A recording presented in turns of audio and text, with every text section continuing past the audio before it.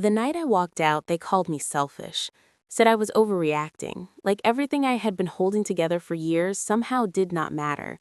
What they did not see was this.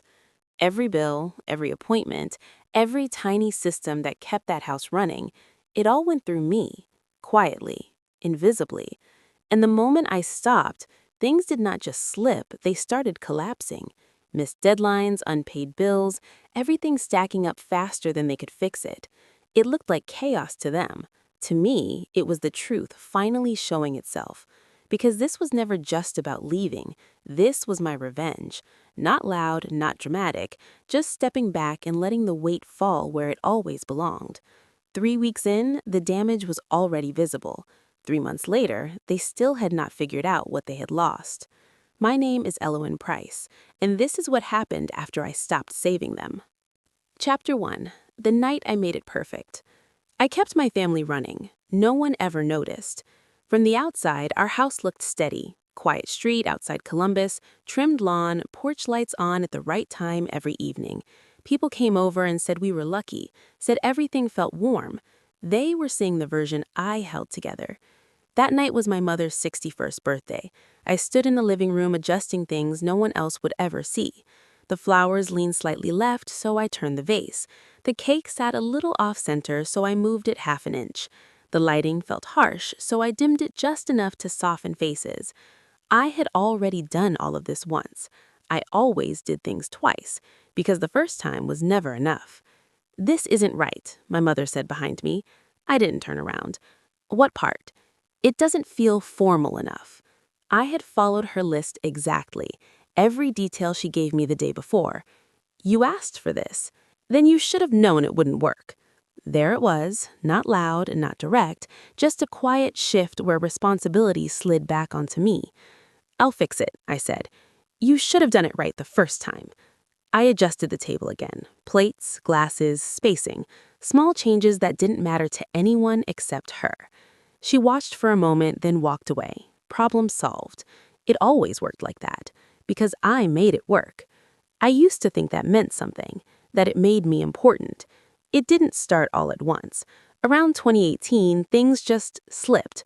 My father stopped working, appointments got missed, bills went unpaid. One afternoon, he skipped a cardiology visit we'd waited months to get. Everyone reacted, no one followed through. So I did. I called the office, apologized, rescheduled, wrote everything down, set reminders, checked back the day before. After that, it became normal. I knew what medications my father took and when he needed them. I handled insurance calls. I reviewed contracts from my brother when he didn't understand them. I reminded my sister about deadlines she forgot. I helped plan things my sister-in-law didn't want to deal with. No one said it out loud. They just stopped doing things themselves. When I fixed something, it disappeared. When I didn't, it became a problem. And somehow, that problem belonged to me. I told myself it meant I was needed, that being needed was close enough to being loved. But the truth sat under that quiet and hard. I wasn't part of the family. I was the system that kept it from breaking. A few days before the party, I tried to say something. "I feel like I'm doing too much." My mother didn't look up from her list. Families help each other. "Not like this." She finally looked at me. "You're the one who can handle it." It sounded like trust. It wasn't. That night my brother called. "Can you check something?" "I'm working," I said. Pause. "Okay." He didn't argue, didn't need to. I opened the file anyway. 2 hours later, I sent it back fixed. The next morning, I got an email from my client. They were moving forward without me. I stared at the screen longer than I should have. No one asked how my work was going. Messages kept coming. "Remind me about tomorrow. Did you see that bill? Can you handle this?" I tried again. "I can't keep doing everything." "So you're just done with us?" my mother asked. "That's not what I said." "Then what are you saying?" I didn't have a clean answer. That was the problem. There was no clean way to step back without sounding like I was abandoning them. That night, I sat on the edge of my bed and looked at my phone. Lists, reminders, notes. None of them were about me. Across the house, I could hear everyone moving around easily. Doors opening, a laugh from the kitchen, the television on low in the background. No one sounded worried. They didn't need to be. I was there. I always caught things before they fell. I went back to the living room. Everything looked exactly the way she wanted. Balanced, clean, controlled. It didn't feel like mine. I stood there longer than I needed to, just looking, and for the first time the thought didn't pass. What would happen if I stopped? I walked into the kitchen and leaned against the counter. My father opened a cabinet. "Where are my pills?" He didn't ask me directly. He didn't have to. My brother passed by. "Did you see that email, right?" Not a question, an expectation. "I'll handle it," I said automatically. The words came out before I could stop them. That was the problem. I always stepped in before anything could fall apart. I closed my eyes for a second, tried to picture what it would look like if I didn't, if I let someone else feel the weight for once. The idea felt wrong, not because it was wrong, because I'd trained myself out of it. I opened my eyes. Nothing had changed. Everything still leaned toward me. And maybe that's why I stayed in place. Not loyalty, not love, fear. If I stopped, everything would fall apart, and I wasn't sure who I would be if it did. My phone buzzed again on the counter. Another request, another small thing that would turn into a problem if I ignored it. I looked at it. Then I didn't pick it up. Not right away. The silence stretched a little longer than usual. The house kept moving without me for a few seconds. The party was ready. Everything was in place, perfect. And for the first time, that word didn't feel like something to be proud of. It felt like proof that I had erased myself completely. I took a slow breath and stayed where I was. No one called my name, not yet, but I knew they would. They always did. And standing there, with everything exactly how they wanted, I realized something I hadn't let myself think before. I didn't have to be the one to fix it next time. I could let it break. And for the first time, that didn't feel impossible. Chapter 2. It was never enough. The thought stayed with me longer than it should have, sitting in the back of my mind like something I was not ready to admit out loud. About a week before the party, everything started coming at me all at once. Not dramatically, not in some obvious way, just constant, small things stacking on top of each other until I could barely breathe under it. My dad missed his cardiology appointment again. I found out because my mom called me while I was trying to finish a report. "You knew he had that appointment," she said. I stopped typing. "That was his appointment. You were the one who keeps track of those things." It was said so casually it almost sounded reasonable. I closed my laptop. "I will call them." "You should," she said, already moving on. The receptionist recognized the situation before I even finished explaining. "This is the third time this year," she said. I pressed my hand against my forehead. "I know. I'm sorry." She gave me another date. I thanked her like I had caused the problem myself. On the drive home, my dad leaned back, relaxed. "Good thing you handled it," he said. I glanced at him. It was not appreciation. It was expectation settling into place. That night, around 10, my phone lit up again. It was my brother. "Hey, can you look over something for me?" I stared at the message. I was halfway through a contract for a client in Austin. If this went well, it could change things for me. "I am working," I typed. There was a pause. "Yeah, I get it. It's probably nothing. I'll just send it anyway." The file came through a second later. I should have ignored it. Instead, I opened it. It was not nothing. It was a mess. I told myself I would just skim it. That turned into fixing one line, then another, then everything. By the time I finished, it was past 2 in the morning. I sent it back and shut my laptop, my eyes burning. 2 days later, my client called. "We needed a faster turnaround," he said. "We moved forward with someone else." I leaned back in my chair, staring at the ceiling. "Got it," I said. "We'll keep you in mind." People always said that when they were done. I did not tell anyone what I lost. No one asked. The messages kept coming like nothing had happened. My sister texted. "Can you help me plan Chloe party? I have no idea what I'm doing." A minute later, my younger sister. "Remind me I have to leave early tomorrow." I looked at both messages and felt something shift inside me. I put my phone down without answering. At dinner that night, I tried again. "I can't keep doing everything for everyone," I said. My mom barely looked up. "Doing everything? That's not what I meant." "Then what do you mean?" I took a breath. "I need space. I need you all to handle your own things." She set her fork down slowly. "Families help each other. Not like this." Now she looked at me. "You're the one who can handle it." That line again. It sounded supportive. It was not. "That doesn't make it my responsibility," I said. "You're acting different." "Different how?" "Selfish." The word hit harder than anything else she could have said. I felt my chest tighten. "I am not being selfish. I'm asking for balance." "Balance," she repeated, almost like she didn't recognize the concept. "Since when do we measure balance in a family?" No one else spoke. I looked around the table. No one met my eyes. For a second, I felt like I had stepped outside of something I used to belong to. "Forget it," I said. But I did not forget. The next morning, I made a small decision. I was not going to remind my younger sister about work. It was something she should have been doing herself anyway. When I got back that afternoon, she was sitting at the kitchen table, visibly upset. "I was late," she said immediately. I set my bag down. "I didn't know." "You always remind me." I waited.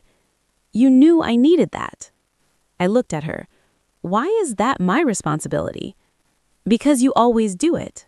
She said it like it explained everything. "Because you always do it." Something in me snapped, not loudly, but enough.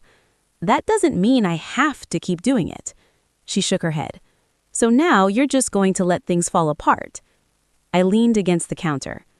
"Maybe they need to." She stared at me like she didn't recognize me anymore. "You're not like this." "Maybe I've always been like this," I said quietly. "I just never stopped before." She looked away, frustrated. Later that evening, I heard my mom talking to my aunt on the phone in the living room. I wasn't trying to listen, I just stopped when I heard my name. "She's been different lately," my mom said. "I don't know what's going on with her." A pause. "Yeah, she used to be reliable." Reliable. Not kind, not supportive, not caring. Reliable. Like something you expect to work without asking. I stood there longer than I should have, feeling something settle into place. That was how they saw me. Not as someone who gave, as something that functioned. The more I gave, the less I mattered. I walked back to my room slowly. For years, I thought I was holding everything together because I was needed. Now it felt different. It felt like I had been slowly erased piece by piece every time I stepped in before anyone else had to. There was no point where it stopped, no moment where someone said that was enough. If I handled one thing, there were more waiting.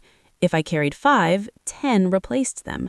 There was no finish line, just a constant pull that never let go. I sat on the edge of my bed, staring at my hands. I had built something I couldn't step away from without everything collapsing, and for the first time, I started to wonder if that collapse was the only way anything would ever change. Chapter 3. When I stopped, everything changed. It took longer than I expected to actually change anything. I kept trying to explain it away, like there had to be a version of this where no one was wrong and I was just overthinking everything. Maybe they did not notice. Maybe I made it too easy. Maybe I was the problem. That thought stayed with me longer than it should have. It felt safer than admitting what was right in front of me. So I started small. One morning, I did not remind my dad to take his medication. Just one thing. By noon, my mom's voice cut through the house. "You knew he needed that." I walked into the kitchen. "That is his medication." She turned to me, already frustrated. "You are the one who keeps track of it." I leaned against the counter. "For how long?" She frowned. "What do you mean?" "For how long is that my job?" She did not answer directly. "You have always done it." That was the answer. Not because I should, because I always had. For once, I did not move. I did not fix it. I did not apologize. I let the moment sit there. And that was when it clicked. They did not need me. They needed what I did. After that, I stopped reacting. I started watching. When I stepped in, everything stayed quiet. When I did not, tension showed up fast. Small things turned into problems, and those problems came back to me. Not with anger, with expectation. That was worse. There was no warmth in it, no real gratitude, just a system that worked as long as I kept feeding it. That night, I lay in bed, staring at the ceiling. Maybe I had been patient. Maybe I had been afraid. Afraid of what would happen if I stopped. So I started preparing, quietly. 3 months before the party, I opened a separate account. I moved money into it slowly. A week later, I signed a contract with a consulting firm in Denver, work I used to turn down. This time, I said yes. At night, after everyone went to sleep, I searched for apartments. Nothing big, just somewhere mine. By the end of January, I signed a lease across town. The paperwork felt heavier than it should have, like I was committing to something bigger than moving. I told no one. On the surface, nothing changed. I still answered messages, still fixed things, still kept everything running. But inside, I had already stepped back. I was finishing something, not maintaining it. One evening, my brother walked into the kitchen, holding his laptop. "There's something wrong with this contract." I looked at him. "Did you read it?" He frowned. "That's why I brought it to you. You can read it." He stared at me. "You always handle this." "Not every time." The silence stretched. He sat down, annoyed, and started going through it himself. A few minutes passed. "This doesn't make sense," he muttered. I stayed where I was. He looked up. "You're really not going to help?" I shook my head. "Not this time." He exhaled sharply. "Unbelievable." Later that night, I heard raised voices in the living room. My brother and his wife. "You told me it was fine," she said. "I thought it was," he snapped. "You always have her check it." A pause. "She didn't this time." The words landed harder than I expected. "Why not?" she asked. I stood in the hallway, still. "I don't know," he said. There was frustration in his voice. Not at himself, at me. That was the moment it became clear. When things worked, I disappeared. When they broke, I was visible. I walked back to my room without making a sound. The pattern wasn't subtle anymore. It was obvious, and it had nothing to do with care. The more I gave, the less I mattered. A few days later, I was in the living room with my younger sister. She looked up from her phone. "I don't get you." I glanced at her. "What do you mean?" "You're always here, always fixing things. I don't get how you don't have your own life." I held her gaze. "You ever think that might be the problem?" She frowned. "What? That I'm always here?" She blinked, confused. "I mean, that's just how you are." Just how I was. Like it was fixed. Like it belonged to them. I looked away. "I guess." She went back to her phone. That was enough for her, but not for me. A few nights later, I heard my mom on the phone. I wasn't trying to listen. I just stopped when I heard my name. "She's been off lately," she said. A pause. "I don't know what's going on. She used to be reliable." Reliable. Not kind, not supportive. Reliable. Like something that works until it doesn't. I stood there letting that settle. That's how they saw me. Not as someone who chose to give, as something that functioned. I stopped being a person the day I became their solution. From that point on, everything felt simpler. There was no finish line, no point where it would be enough. If I handled one thing, more would follow. If I carried 5, 10 replaced them. It never balanced. It never gave back. That night, I lay in bed staring at the lease agreement. Address, dates, terms. A life outside this house. I closed the laptop and listened to the quiet. Voices down the hall. Normal. Unchanged. No one noticed anything different. Except one person. As I stepped into the hallway, my brother looked at me longer than usual. "You're acting weird," he said. I met his eyes. "Am I?" He frowned. "Yeah, something's off."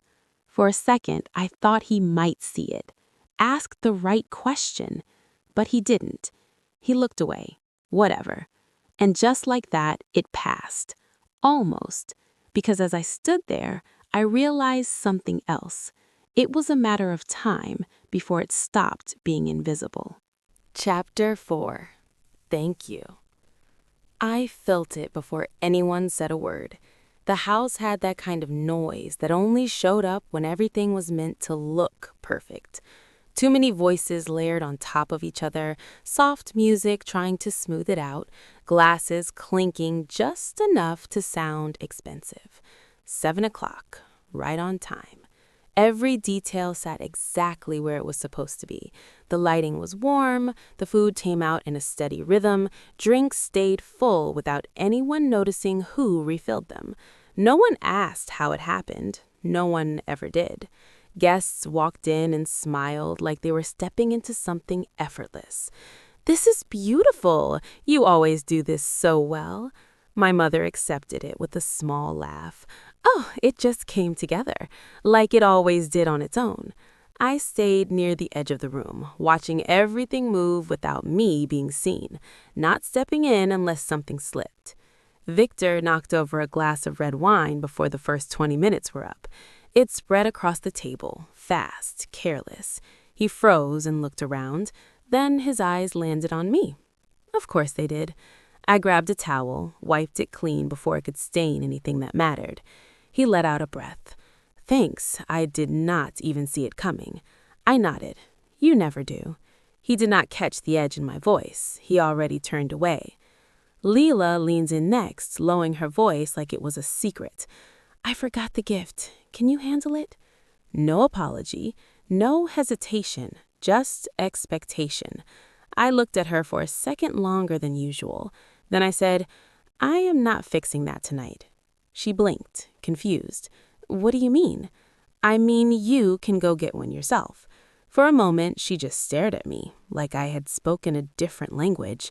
Then she laughed it off, but it sounded thin. "You are being weird." "Maybe," I said. She walked away, slower this time. Noelle came in late, breathless, scanning the room. Did I miss anything? I looked at the seating, the timing, the flow. Then I stepped back. "You will figure it out." She frowned slightly. "You usually just tell me where to go." "Not tonight." She hesitated, then found a seat on her own. It was small, barely noticeable, but the pattern cracked. And once I saw it, I could not unsee it. Everything they relied on was not automatic. It was me. And tonight, I was done pretending it didn't cost anything. My mother tapped her glass. The room quieted instantly. "I just want to say something," she began. Her voice was steady, practiced, the kind that always filled a room without effort. "Family is everything." People nodded. "It's what keeps us together, what keeps us going." More agreements, soft and easy. Then her eyes shifted. They found me. "There are people in every family," she said, "who exist to make life easier for everyone else." A few people smiled, unsure if it was a joke. They take care of things no one else wants to deal with. They smooth everything out. Her gaze stayed locked on mine. That kind of person is useful. The word landed harder than anything else she'd said. A pause, long enough for the room to feel it. "But let's be honest," she continued. The silence deepened. "We don't love everyone the same way." No one moved. And sometimes, she said, softer now, we don't love them at all. The air shifted. They're just useful. No laughter. No reaction fast enough to cover it. Just stillness. For a second, everything slowed. And in that space, something inside me settled. Not broke, not cracked, settled. I stepped forward. Every eye turned. I looked at her, really looked this time. Then I nodded. Thank you. Confusion moved through the room. It almost made me smile. Thank you for finally saying it out loud, I said. My voice felt steady, grounded in something new. I kept thinking maybe it was just in my head. I glanced around. People avoided looking at me now.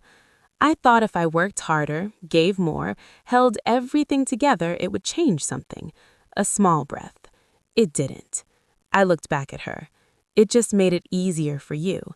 Her expression tightened, just a fraction. I could see it. That loss of control. I used to think I was part of this family, I said. The words came out clean. I was not. A beat. I was the system that kept it running. No one interrupted. That silence said more than anything else. I don't belong here, I added. And for the first time, it didn't hurt to say it.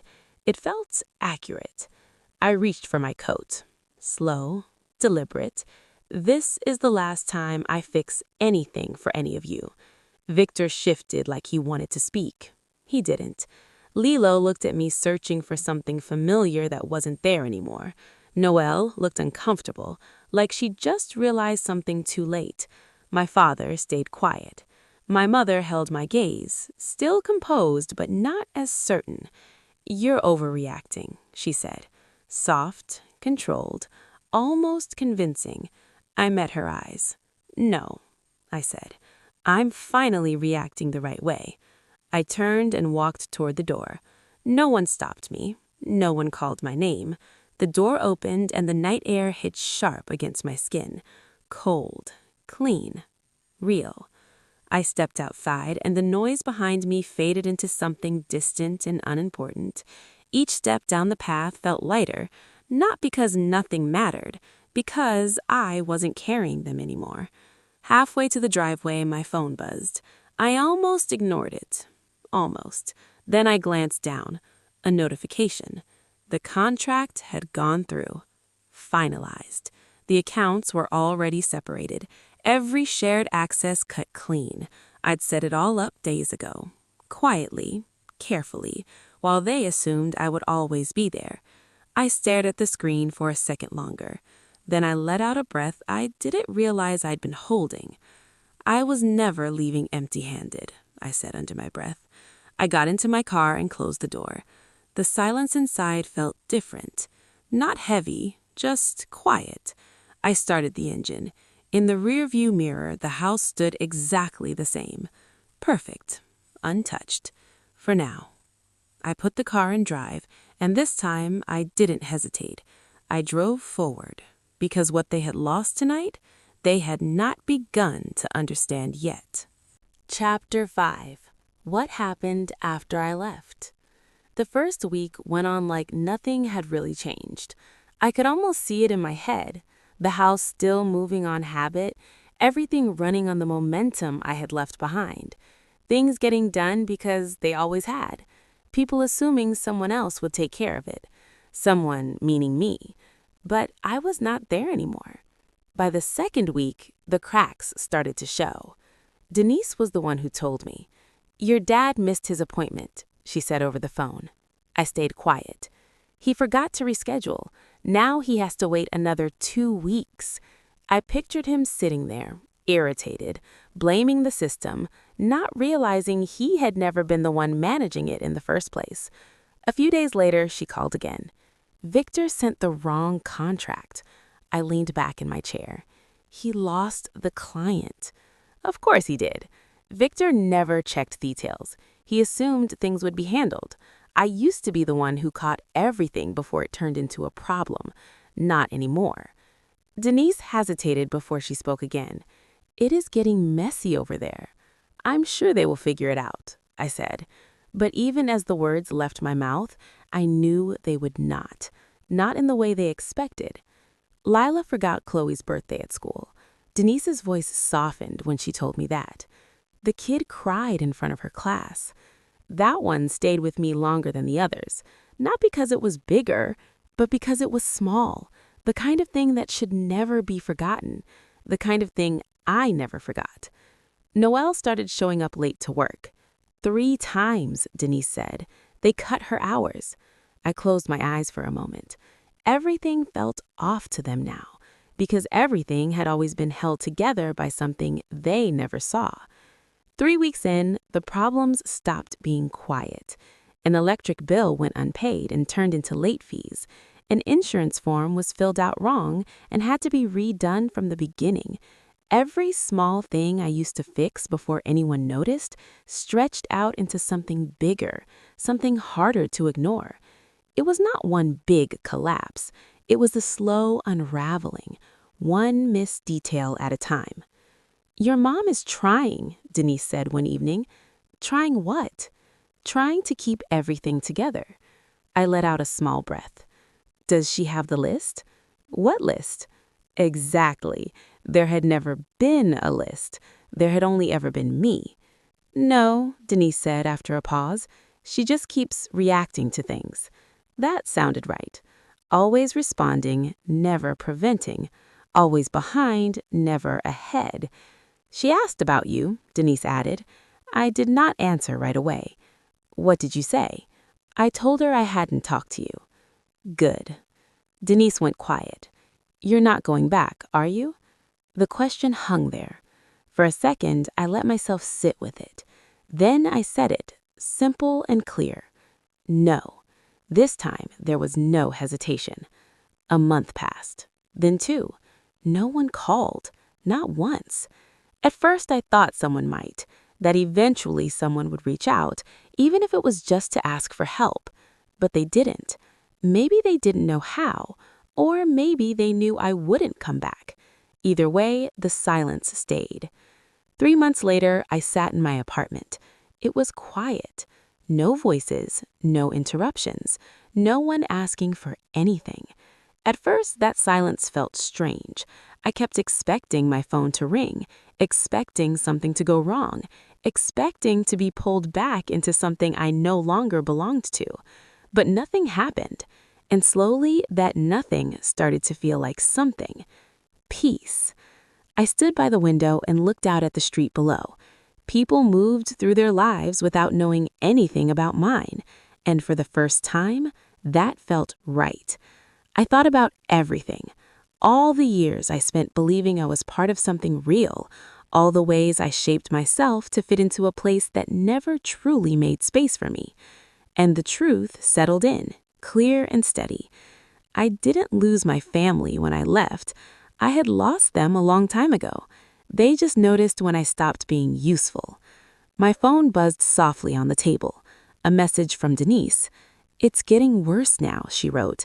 "They keep arguing about who's supposed to handle things." I stared at the screen for a moment. Then I typed back. "They'll figure it out." This time, I meant it differently.